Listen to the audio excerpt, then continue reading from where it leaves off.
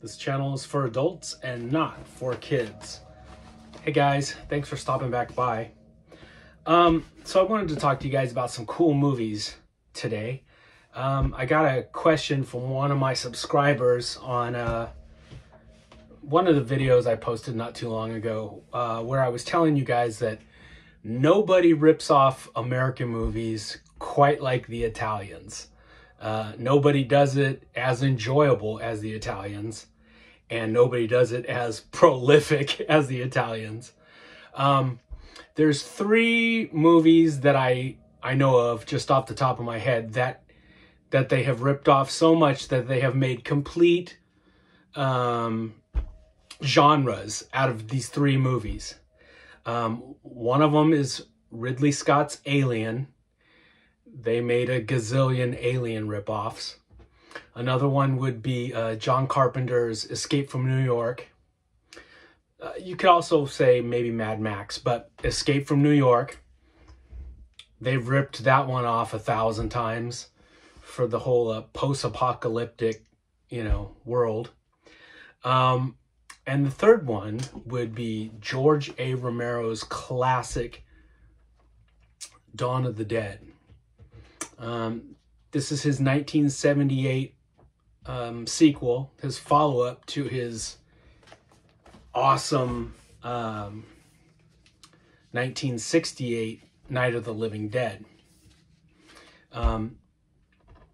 This is an awesome box set that I have that's got four different cuts of the movie on here.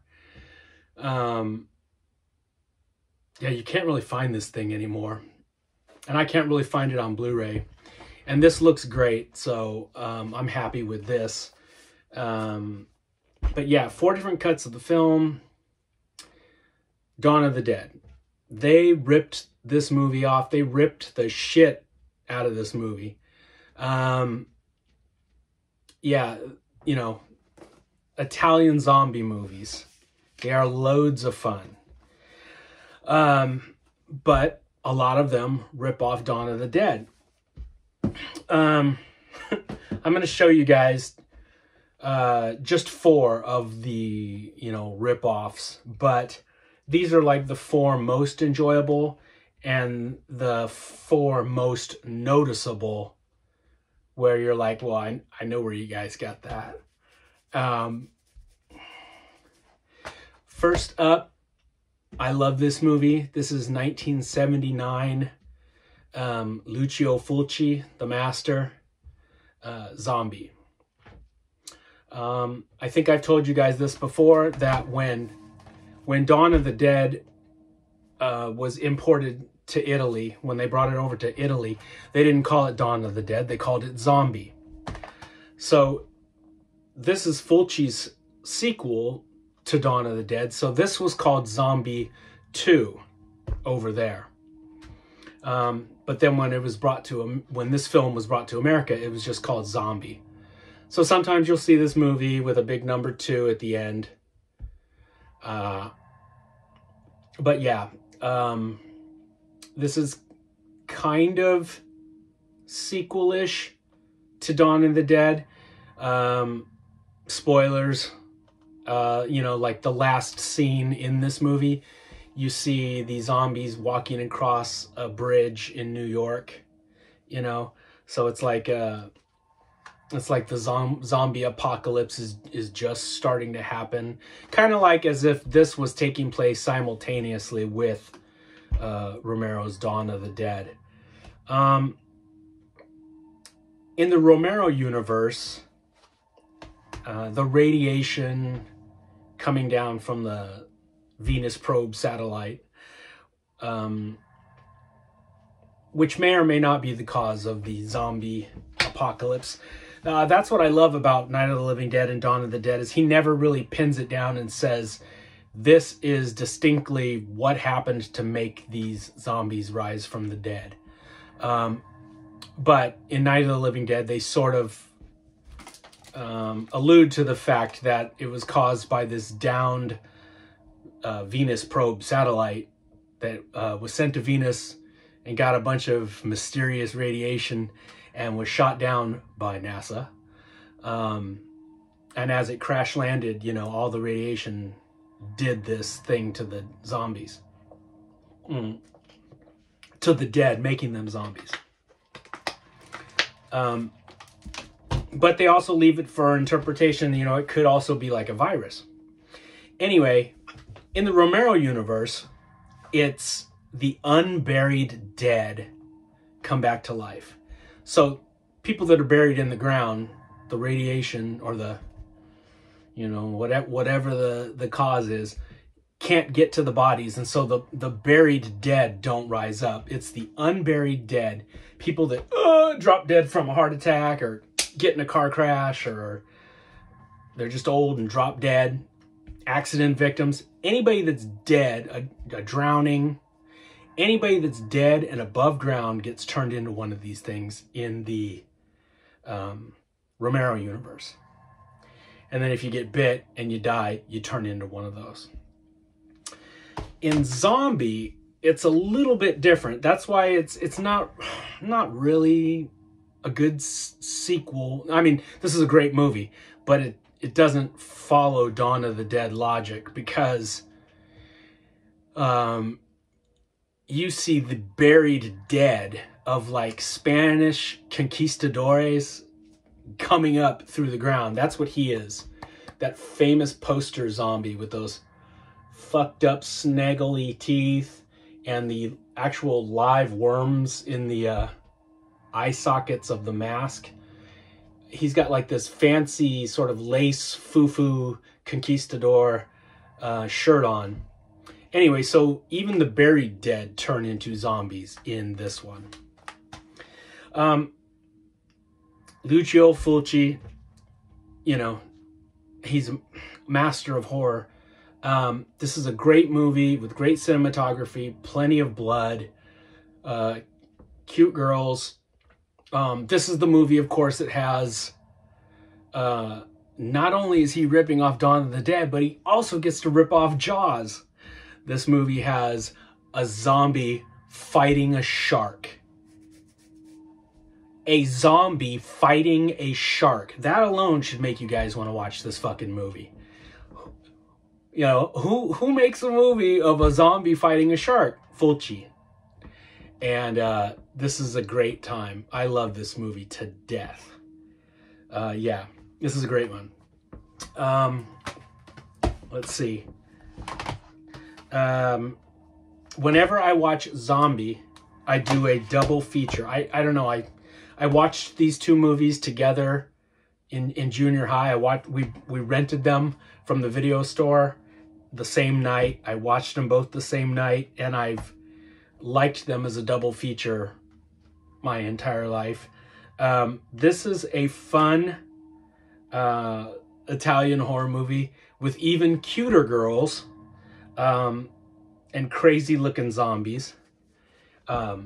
Burial Ground by Andrea Bianchi. This came out in 1981. The zombies have a very distinct look. They're not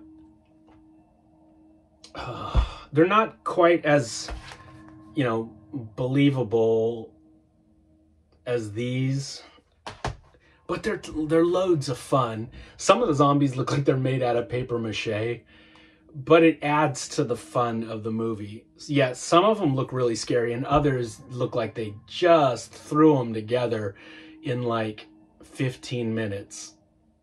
Just sort of like cheap masks. But this movie's a load of fun. Burial Ground, it's got that creepy little midget, Peter, what the fuck is his name? I want to say like Peter Balk or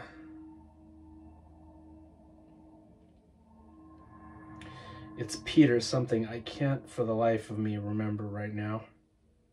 Peter Bark. That's what I think it is. Anyway, Italy was real strict on their rules with child actors, so they got this little midget guy who looks freaky. He looks really crazy. Like, yeah, he doesn't quite look like a child, but he's like super small and super skinny, and he's got like this funny sort of Mary Lou Henner. Sort of this little bob haircut. He looks creepy. He's creepier looking than the zombies. And he's got this, he wants to fuck his mother. I mean, if you're watching the movie, you want to fuck his mother too, because she's hot, but that's her own kid. So there's all this crazy Italian stuff going on in this movie. It's melodramatic as hell. It's loads of fun. A group of people get stuck at this chateau, or this big castle in the woods in Italy. And this professor, like a few nights before the group arrives, he discovers like a tomb, these catacombs, and he disturbs the undead, these ancient Etruscans, these ancient Italian magical people. And the zombies are unleashed, and, you know, they kill the professor, and then this group shows up to stay in the house. And the zombies show up, and then it's sort of a ripoff of Night of the Living Dead, where they all have to hold up inside the house and nail the doors and the windows shut. But yeah, this is sort of a ripoff of Dawn of the Dead and Night of the Living Dead, but loads of fun. And like I said, this one came out in 1981. This is an awesome double feature. If I ever watch one, it's always these two. If I watch this one, I gotta throw this one on next. That's just how my mind works. These are a double feature. Okay, those are kinda Dawn of the Dead ripoffs. These next two are just blatant Dawn of the Dead ripoffs.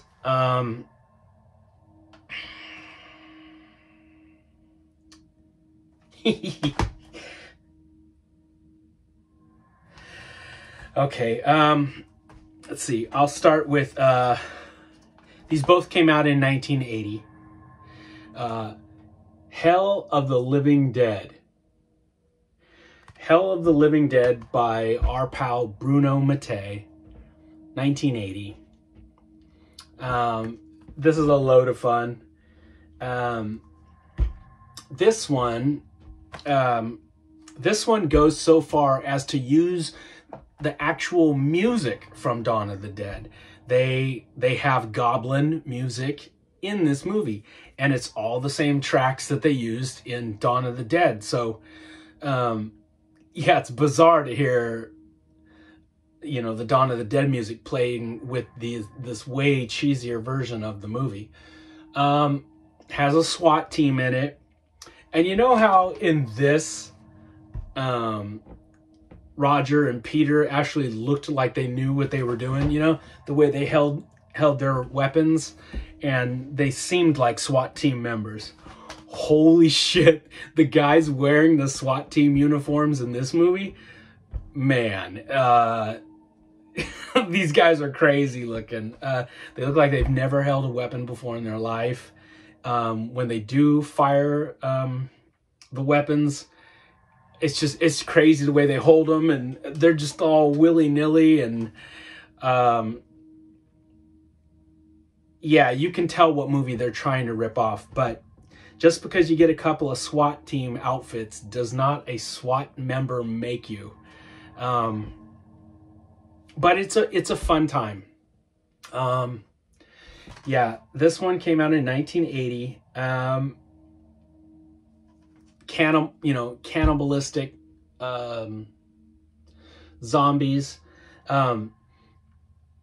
There's this hot Italian girl that just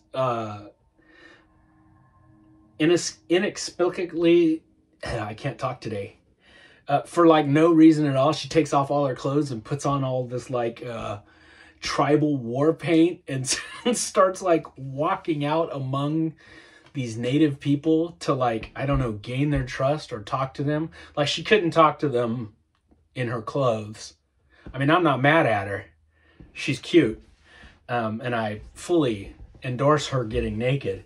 But it's just funny because it comes out of nowhere. Like, they're in the jungle, which also makes no sense because in the first part of the movie, they're like in Italy, or maybe it's Italy pretending to be New York. Anyway, they're in a city doing SWAT team like stuff. And then there's a hard cut. Like there's no transition. There's no like scene of a plane flying. There's no anything. It's like they're in the city and then boom, the next thing you see, they have a walkie-talkie and they're in the fucking jungle. They're like in New Guinea or somewhere out in the bush. And there's shots of like real dead bodies, like mummified remains. And you know they did not have the production value to make those things. These are real dead bodies of like New Guinea or somewhere like that. But then all of a sudden they're in the jungle. And this SWAT team, they meet up with this hot chick who's like a reporter and her photographer boyfriend. And they need to like enlist the help of the native people. And so she just gets naked and puts on this war paint, and it's just super funny. It's super unexpected. You're like, what the fuck is going on? But that's half the fun of these Italian ripoff movies, is just those scratch your head moments when you're like, what? What is going on? Yeah, great movie. It'll change your life. You need to watch this one. Hell of the Living Dead. Goes by a few other titles too. But that's, yeah, what else does it call it as? Oh, it goes by the name Virus, and it goes by Night of the Zombies. That's the, yeah, super generic title. I think that was on the actual VHS tape when I rented this as a kid, was Night of the Zombies. But Hell of the Living Dead is what I know it as now. So, yeah, that one is a hard ripoff of Dawn of the Dead. You got your SWAT team members. You have your goblin music. You have, like, they're trying to do their version of Romero, where they have news reports on the TV and, you know, trying to inform the people that the world is falling apart. And you have, like, they film inside the UN, which was probably filmed inside of somebody's school. But it's supposed to be inside the UN, and just all the politicians are like arguing and fighting. It's pretty funny. Last up, from Umberto Lenzi, is Nightmare City. This also, like I said, came out in 1980. This one has Hugo Stiglitz in it. Hugo Stiglitz, his real name is Hugo Stiglitz Lopez, I believe. Anyway, he's a Mexican genre actor who pops up in like Spanish and Italian genre films and Mexican films. And Tarantino named one of the characters in Inglourious Basterds after good old Hugo Stiglitz. This is another fun one. If you guys are a fan of fast-running zombies, I am not. I like the Romero universe, whereas you know, they're slow, but they can move along at a reasonable rate. Like when Barbara is trying to get away from the cemetery ghoul in Night of the Living Dead, he kind of shuffles along rather quickly. The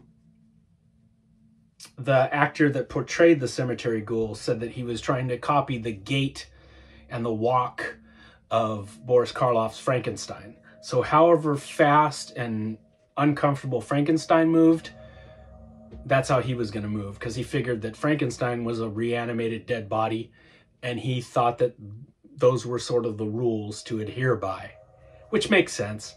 So yeah, I think of zombies like in Dawn of the Dead, Night of the Living Dead, Day of the Dead. They're slow, but they can kind of, you know, not jog, but walk a little quicker. You know what I mean? In this movie, forget about it. They haul ass. They run. They run. So if you're a fan of like, what is it, 28 Days Later, or those types of films, then this is right up your alley. This is another Dawn of the Dead ripoff, but it's also more like, they're more like virus victims than, I mean, they're called zombies, and you can shoot them full of bullets and nothing happens. You got, you know, got to shoot them, got to shoot them in the head. But they're more like infected people. Like the movie starts out at a big chemical place, and it's caused by a fuck up at the chemical factory, and all this crazy poison gas gets out and infects people, turns them into these things. So they're zombies, but they're like zombie light. They're virus victims, but their faces are all kind of look like they have dog food all over them, and they run fast. Like I said, yeah, they're hauling ass, and they use weapons. They use guns and axes and machetes and all kinds of shit. But it's a fun time. These two make a fun double feature also. Yeah, Umberto Lenzi, and that's another fun one. So those are four Dawn of the Dead ripoff titles that are all super enjoyable.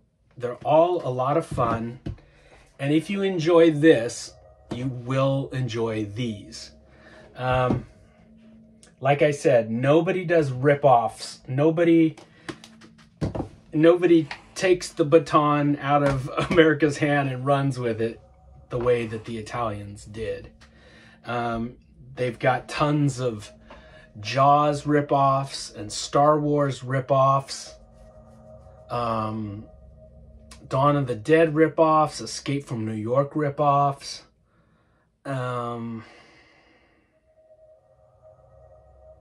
If you can think of like a big Terminator ripoffs, if you can think of a big named Hollywood movie, there are Italian ripoffs of it. And God bless them. I love that. They're a lot of fun. Anyway, that's 4 films I thought you guys would enjoy. I enjoy them. Just to let you guys know, I just got 5 more of those little deep ones. That's how they look unpainted. They're like a dark gray. I just got 5 more of them in today, and I think I'm getting 4 more of them, the bigger guys, sometime next week. So my little H.P. Lovecraft fish monster army continues to grow. They're spawning. So when I get those painted up, I'll have to show those off to you guys. Anyway, I just wanted to check in and say hi. I think me and Thor are going to watch the 4 of these. We watched this one last night. And we watched the long version of the movie. The almost 3-hour version. The extended version. So this has the theatrical cut, the European cut, the extended edition, and then the disc 4 is a bunch of documentaries. Yeah, that's right. I didn't think there were 4 versions. There's 3 versions of the movie on here. So you get the theatrical version, you get the European version, which Argento cut out the humor, and I don't know. I don't like the cuts Argento made. Like, I know what he was going for. He was trying to go for more or less just like a straight horror film, but then you're taking out like a lot of the commentary that Romero was saying something about us as a culture and our our blind devotion and love of consumerism. You know, and if you cut out all the stuff that really drives that home, I mean, it's still in there in the European cut, but I don't know. I just don't like the changes that Argento made. Anyway, that's probably the version I watched the least. I pretty much go for that extended cut. And that's what we watched last night. So like I said, we'll probably watch the 4 of these. You ready? He's sleeping right now. Anyway. All right, my friends, thanks for stopping back in, and I'll be back with some more monster goodness very soon. All right, my friends, take it easy and happy Halloween.